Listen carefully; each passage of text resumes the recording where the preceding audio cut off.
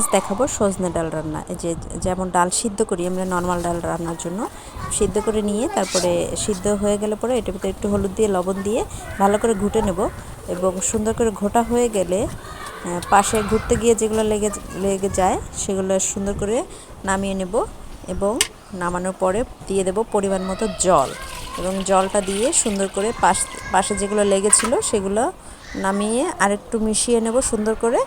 এরপরে আমি সজনেগুলোকে ভালো করে ছাল উঠিয়ে নিয়ে লম্বা লম্বা করে কেটে নেব এবং ধুয়ে নিয়ে আসব কাটার পরে। আর ডালে কিন্তু এই সজনে ডালে বেশি একটা জল দেব না, কারণ খুব বেশি জল লাগে না সজনে ডালে। এরপরে এই যে আমি সজনেগুলো কেটে নিয়েছি, ধুয়েও নিয়ে এসেছি। এই যে লম্বা লম্বা এইটুকু সাইজ করে কেটে নিয়েছি।